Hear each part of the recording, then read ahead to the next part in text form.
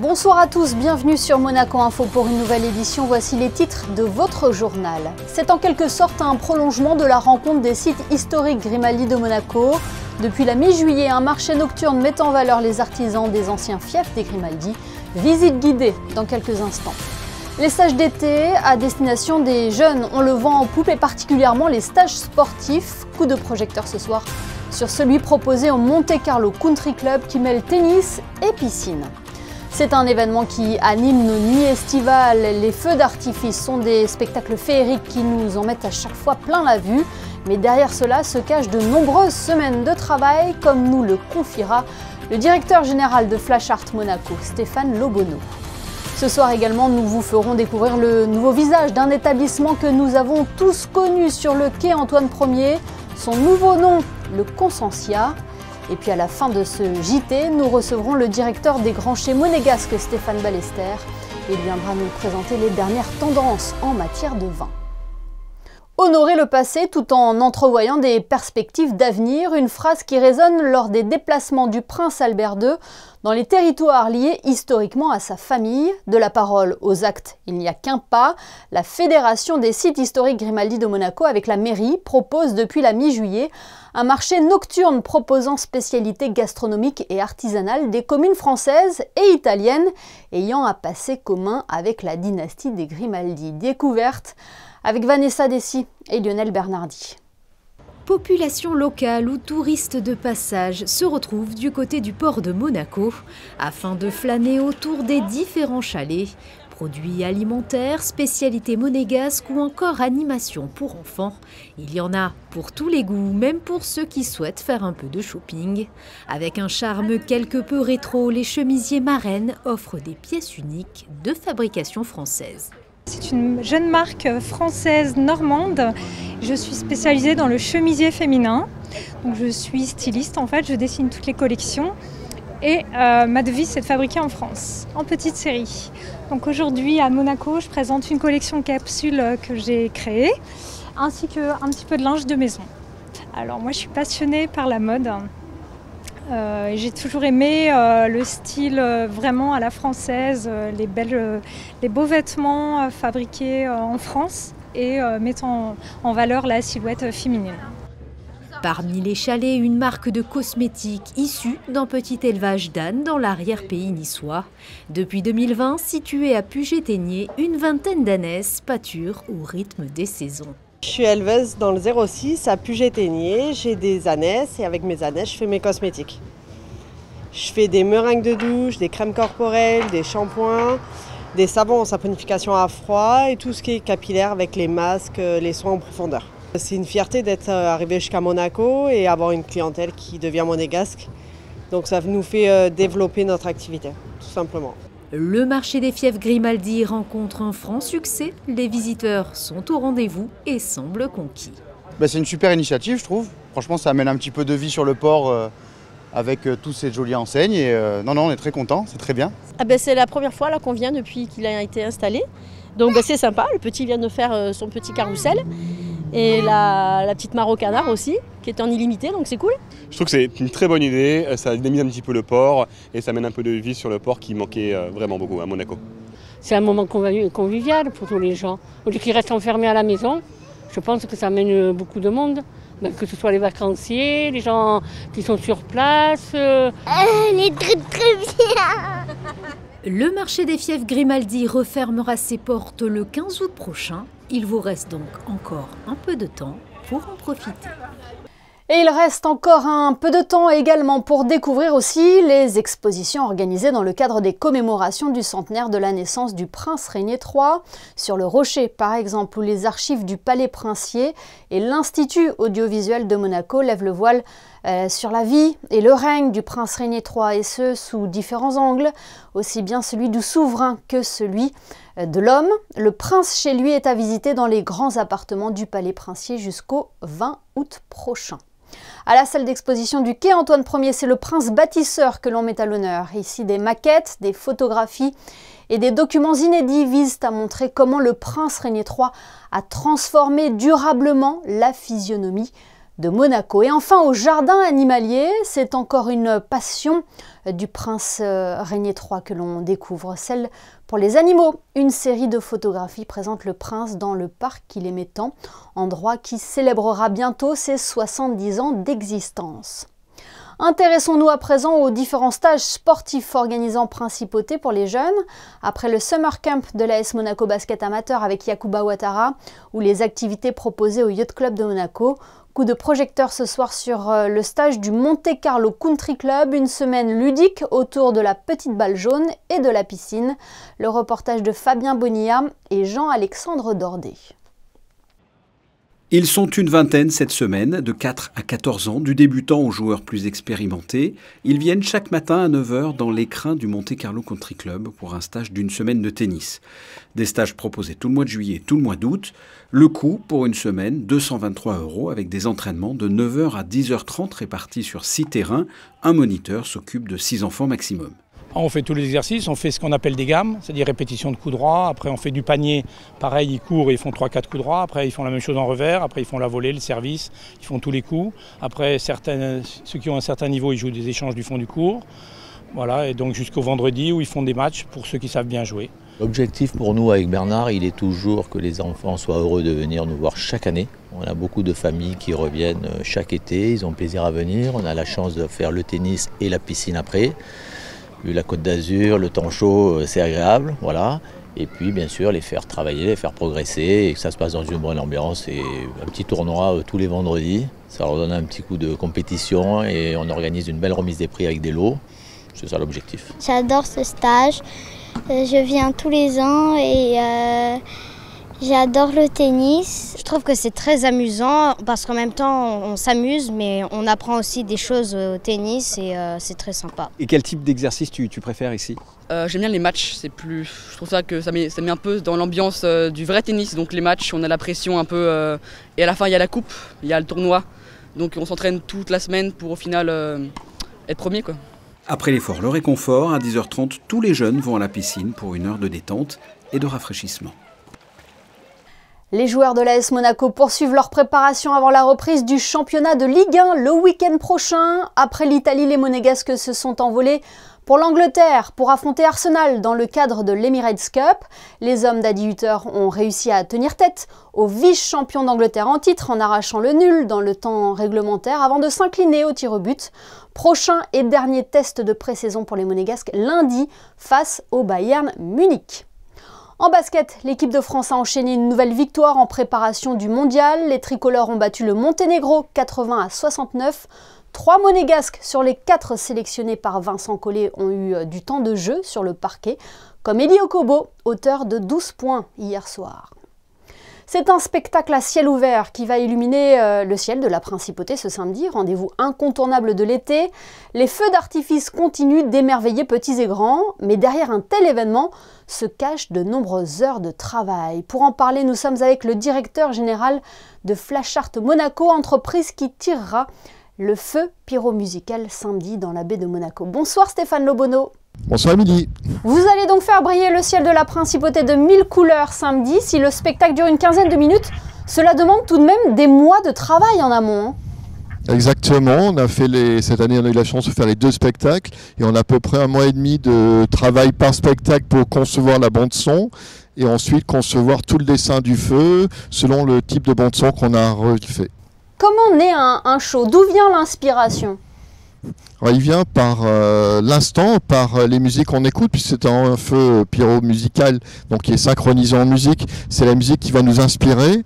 Et selon ce qu'on écoute, moi j'écoute toujours beaucoup de musique. J'ai tout le temps de la musique classique, moderne dans mon environnement. Et je sélectionne en fonction, dès que j'entends une bonne musique, je la note et je la récupère pour une prochaine fois. Et cette prochaine fois sera l'inspiration du spectacle. Donc selon ce qu'on écoute, selon l'inspiration et selon les bons morceaux qui ont besoin d'avoir des accents musicaux, différentes tonalités, donc ça c'est très important et c'est cette tonalité qui va donner le rythme au feu. C'est comme une partition qui est associée à une chorégraphie finalement. Complètement. complètement. Les feux sont comme des danseurs. On a besoin de trouver la bonne musique pour les accorder. Et c'est ce qu'on fait, nous, à chaque fois, par rapport au feu, puisque c'est la musique qui va vraiment imaginer et dessiner le spectacle sur lequel nous, on vient poser les artifices ensuite. L'objectif premier, Stéphane Lobono, est bien évidemment d'offrir un spectacle magnifique, féerique, que cela reste en tête. Toujours, c'est de faire rêver le public, de partager l'émotion qu'on a pu nous recevoir en concevant la bande son, et on espère pouvoir traduire ça en émotion avec les couleurs, les produits, les différentes qualités de produits, différents types de produits. Vous avez eu d'ailleurs des retours du feu que vous avez tiré il y a 2 semaines à Monaco ? Oui, et on a travaillé sur une bande son italienne, pensant au grand nombre de spectateurs italiens qui sont sur la Riviera et qui vivent sur Monaco aussi. Donc on a eu un très beau retour, les gens ont beaucoup apprécié la musique qui, elle, s'inspirait de chansons traditionnelles italiennes. Un mot, Stéphane Lobono, sur l'évolution de l'industrie pyrotechnique. C'est un marché qui a grandement changé face à l'offre et à la concurrence des spectacles de drones. Exactement, mais c'est un milieu qui a évolué déjà depuis une quinzaine d'années, où avant on avait uniquement des fabricants, et aujourd'hui on a des personnes comme moi. Je ne suis absolument pas fabricant, on utilise des produits qui sont mis à notre disposition, et avec la connaissance et la maîtrise des produits, on va pouvoir travailler un spectacle plus ou moins affiné, chorégraphié. On va se servir dans un stock qui est existant, avec des normes européennes très strictes, et on va pouvoir, grâce à tous ces produits, reproduire une émotion, traduire une émotion. Donc c'est un dialogue permanent entre musique et artifice. Vous qui avez des années d'expérience dans le domaine, c'est un marché qui réussit encore à vous surprendre ? Alors c'est un marché qui doit surprendre encore. C'est vrai que c'est délicat aujourd'hui. Les drones apportent un plus au monde du spectacle, mais ne peuvent pas remplacer l'artifice. L'émotion n'est pas la même. Donc c'est un complément, comme du multimédia, comme le laser à l'époque, comme les faisceaux lumière. Et tout ça, quand on arrive à le marier, c'est vrai qu'on arrive à faire quelque chose d'extraordinaire. L'artifice aujourd'hui, il va dépendre de la créativité de l'artificier et de son émotion par rapport à la musique et la synchronisation. Et ça, c'est vraiment important, j'insiste là-dessus. Aujourd'hui, les gens, quand ils viennent voir un feu d'artifice, ils veulent toujours du ressenti, quand on dit dans les tripes, et on veut que le produit vienne nous toucher. Il vient nous toucher par l'explosion, par la couleur, par l'amplitude et la hauteur qu'il peut prendre. Et ça varie à chaque tableau. Donc c'est la force de l'artifice par rapport à d'autres événements. Ouais, un vrai travail artistique que l'on pourra donc contempler ce samedi sur le port de Monaco. Est-ce que vous avez des spots à nous conseiller, Stéphane ? Oui, bien sûr, parce que c'est un feu donc synchro en musique, et la mairie de Monaco, qui est l'organisateur, peut uniquement sonoriser la partie basse du port, donc autour de la piscine, toute la darse nord et darse sud. Donc on vous invite à venir sur cette zone-là, qui est une zone protégée, mise à disposition gratuitement, bien sûr, des spectateurs. Donc ça sera la meilleure zone pour voir le feu. Eh bien, c'est noté. Merci infiniment, Stéphane Lobono, d'avoir été avec nous ce soir. Merci bien. Parlons à présent d'un endroit que tous les résidents monégasques ou touristes de passage ont connu, une institution en principauté. Après 30 ans d'activité, le Stars & Bar a fermé ses portes fin janvier pour amorcer un nouveau virage. Le mythique restaurant a souhaité se réinventer. Il s'appelle aujourd'hui Consensia. Il a ouvert ses portes la semaine dernière. Frédéric Elion et Thomas Deus nous présentent le concept. Et avant, on avait une Formule 1, maintenant on a un Olivier. Mais bon, ça va plutôt côté nature. Pas de révolution, mais une évolution logique, un travail dans la continuité. Fin janvier, le mythique Stars & Bars fermait ses portes. 6 mois plus tard, un nouveau projet sort de terre, Consensia. Si le design de l'établissement est complètement différent, une décoration zen, avec beaucoup de bois, de verdure et même un olivier au milieu du bar, l'esprit, lui, reste le même, avec la nature et l'environnement en maître mot. Après 30 années de Stars & Bars, une marque, il était avec le départ de Kate de changer. C'était une volonté que l'on avait ensemble de travailler pour l'environnement, pour la planète et l'humain, donc d'où est né Consensia. Et aujourd'hui, très content, après une semaine d'un soft opening, 6 mois de travaux, voilà, un nouvel outil. C'est un restaurant qui sera vraiment atypique aussi. C'est vraiment une création avec des différents niveaux. Au rez-de-chaussée, le traditionnel restaurant et le bar sont ouverts 7 jours sur 7. À l'étage, plusieurs salles accueilleront prochainement un philanthropie club et des espaces de bien-être et de réflexion. Côté cuisine, Héloïse Dorato arrive en tant que chef après 7 ans passés aux côtés de Marcel Ravin. La carte évolue sans arrêt en fonction des produits fournis par les producteurs locaux. Par exemple, lorsqu'on reçoit la viande, j'ai un petit producteur, j'ai peut-être 15-20 portions. Mais après, des fois, je suis obligé d'attendre 4 jours pour avoir la prochaine livraison. Le travail, je ne veux pas le changer, je trouve ça génial et très créatif. On recherche vraiment une histoire sur tous les produits, que ce soit l'oignon rose de Menton, les petits producteurs, en Italie, l'huile d'olive. Qu'est-ce qu'on a trouvé là, des biscuits sans gluten faits au miel par un artisan en Italie aussi, des légumes qui viennent de Sospel. Bon, on a plusieurs fournisseurs, mais on a vraiment, on va essayer de très saisonnier et de voilà ce que la nature nous donne, on le travaille. Côté personnel, les équipes du Stars ont été conservées. L'étage dédié à la philanthropie, aux réflexions sur l'environnement, sera ouvert le 25 septembre. Un potager de 100 mètres carrés entourera la terrasse extérieure en 2024. L'été est souvent propice aux apéros et aux moments conviviaux, un instant rafraîchissant à partager entre amis ou en famille pour une pause appréciée en ces fortes chaleurs. Avant de recevoir notre second invité, le directeur des Chais Monégasques, Stéphane Ballester, nous avons voulu connaître vos préférences pour l'apéro. Réaction au micro de Juliette Rappert. Je préfère un bon verre de vin blanc pour commencer à mettre en appétit. Moi j'aime bien la bière. Alors moi je préfère plutôt les cocktails parce que c'est plus sucré et ça passe mieux avec toute la nourriture. Le spritz. Je préfère un verre de rosé, Coca Zéro. Un bon Coca ou un Coca vanille. Moi vin blanc. De l'eau pétillante. Je préfère un verre de Coca. Et le vin est ressorti parmi vos réponses. Bonsoir Stéphane Ballester. Bonsoir Émilie. Vous êtes le directeur de l'une des plus anciennes caves de la Principauté, les Grands Chais Monégasques. Est-ce que le vin est le produit par excellence de nos apéros, quelle que soit la couleur? Tout à fait, oui. Aujourd'hui, on s'aperçoit de plus en plus que les clients s'axent sur le vin plutôt que sur des alcools forts. On a plutôt tendance à se diriger vers le rosé en été, c'est le cas? Tout à fait, c'est le cas, ouais. C'est la plus grosse vente en été, à partir du mois de mai, ce sont les rosés. Ouais. Et pourquoi? Parce que ce sont des vins au départ festifs, d'apéritifs, mais aussi qui accompagnent tous les plats. Qu'est-ce qui plaît? C'est leur fraîcheur? Leur fraîcheur, leur goût. Aujourd'hui, on a des vins rosés, on est plus porté sur le fruit. Et ce sont des vins provençaux aujourd'hui. On est quand même dans une région où on mange beaucoup de plats provençaux. Dans les vins rosés, ça accompagne bien. Et c'est un long débat à l'heure de l'apéro, Stéphane Ballester. Est-ce que c'est péché de mettre des glaçons dans son rosé? Oui, tout à fait. On ne met pas de glaçons dans un vin rosé ni dans un vin blanc. Les vins se dégustent à température de 10-12 degrés. Après, c'est une nouvelle tendance. C'est une tendance plus jeune qui aujourd'hui fait mettre des glaçons dans les vins rosés ou vins blancs. Moi, je ne suis pas partisan de ce phénomène. Je pense que votre réponse va en étonner plus d'un. Comment idéalement conserver nos bouteilles en été, Stéphane? Est-ce que la chaleur peut altérer le goût du vin?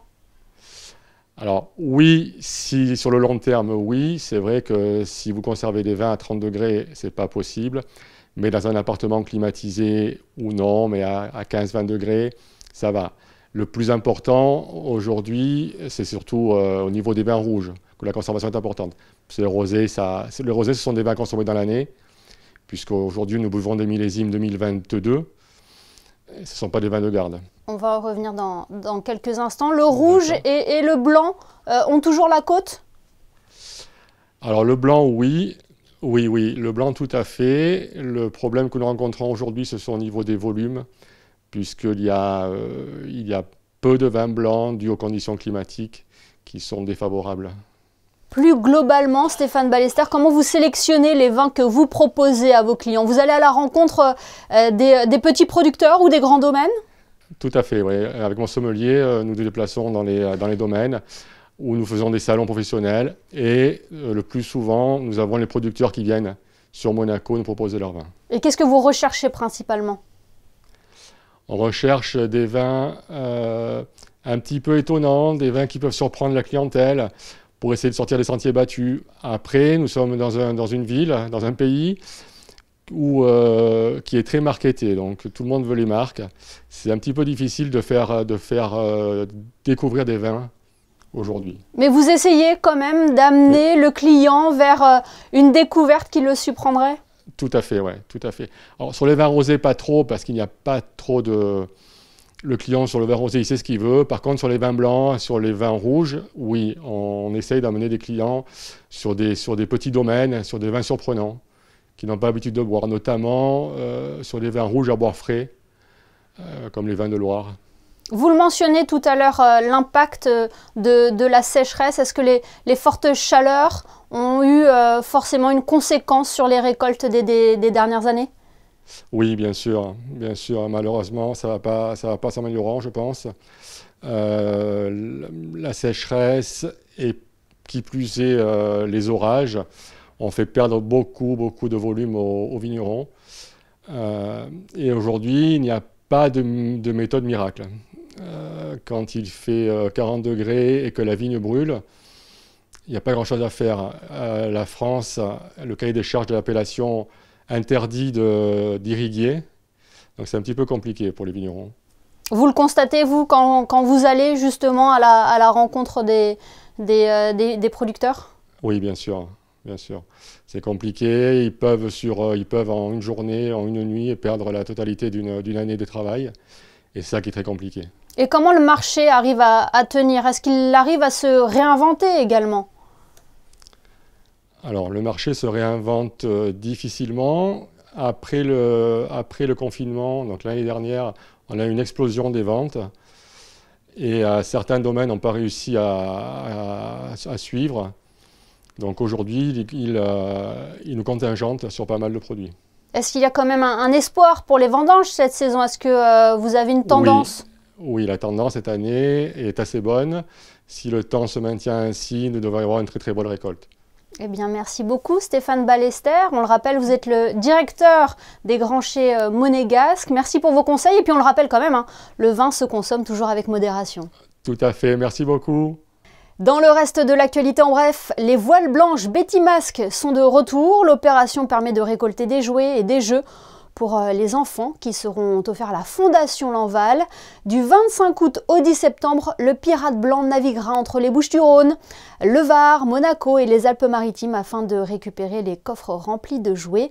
Plusieurs points de collecte vont être installés en principauté pour déposer vos jouets neufs et sans emballage, dans le hall de la mairie et au marché de la Condamine par exemple. Cette information pratique, à présent, à retenir, à compter du 7 août et jusqu'au 8 septembre, la circulation sera alternée sur la dorsale boulevard du Larvoto, un dispositif nécessaire dans le cadre des travaux réalisés à cet endroit, avec l'opération immobilière Larvoto supérieure inscrite dans le plan national pour le logement des Monégasques. Rejoignons à présent Vanessa Dessy pour vos prévisions météo. Bonsoir Vanessa, quelle est la tendance pour la journée de vendredi ? Bonsoir Émilie, bonsoir à tous. Le temps sera couvert avec des orages prévus dans la journée. Les températures oscilleront de 19 à 25 degrés. Le soleil se lèvera à 6h20 et se couchera à 20h52 et nous fêterons les Jean-Marie. Ce journal est à présent terminé. Merci de nous avoir suivis. On se quitte en images avec les photos de Stéphane Dana et du stage d'été proposé au Monte Carlo Country Club. Excellente soirée à tous et à demain pour une nouvelle édition.